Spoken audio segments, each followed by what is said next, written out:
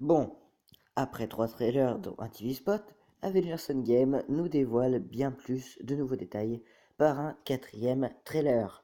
Bienvenue dans l'analyse ultime du nouveau trailer Endgame et des théories. Et ça y est.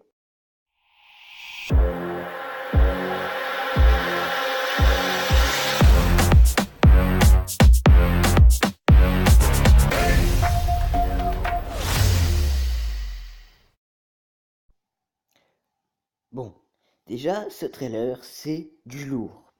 Entre Mark 85, épée de Thanos, ou encore un retour de Tony et Nebula, ce trailer cache bien des détails intéressants qui me permettent la création de nouvelles théories. Et d'ailleurs, commençons par celle-là. Théorie 1, Thanos vaincu. Marvel a assuré que les images de cette bande-annonce sont dans les 20 à 30 premières minutes du film, ce qui explique que les Avengers n'ont pas encore de nouvelles tenues. Et parlons aussi de Thanos, que l'on voit aussi avec sa lame. Si ces images viennent des 20 à 30 premières minutes du film et que Thanos est à genoux, il y a deux putains de possibilités, sa race. Possibilité 1, Thanos s'est fait def dans le début du film, mais il faudra alors revenir dans le passé et sauver les Avengers partis en poussière. Ce qui mène à un affrontement, une sorte de même de réaffrontement entre Thanos et les Avengers, avant qu'il ait les pierres, donc. Et à la fin de la bataille de New York, évidemment, où ils pourront aller dans l'espace grâce au portail au-dessus de la tour Stark. Bah oui, puisque c'est l'endroit où ils pourraient trouver Thanos très rapidement avant qu'il ait les pierres, puisque les pierres, bah, ils s'étaient pas encore mis en quête comme Oda, étaient encore en vie. Théorie 2, le Thanos que l'on voit à genoux serait en fait un Skrull. Eh bien oui, ça fait 2-3 mois que moi j'entends parler de soi-disant alliance Thanos-Skrull. Alors j'attends de voir ça, mais bon. Sinon, toujours pas de Hulk, hein, qu'on a pourtant teasé en tant que professeur Hulk, surtout en figurine. Il y a eu beaucoup de trucs comme ça, surtout ce week-end, il me semble. Donc c'est vraiment bizarre qu'on n'ait pas encore vu, mais bon.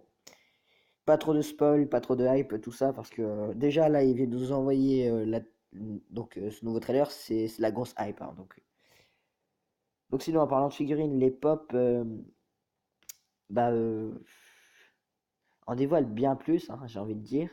Ton Nebula avec une marque orange, hein, à gauche sur sa tête. Donc voilà, bah, ça c'est pas grand chose, mais bon. On prend d'ailleurs assez souvent le temps de chercher le gant de l'infini sur les trailers, donc on l'a vu qu'une seule fois. Et là, on le revoit donc dans ce trailer. Et mais on voit aussi que Thanos, bah, il est avec son épée et son armure. On se pose des questions. Est-ce qu'il serait pas un petit peu affaibli?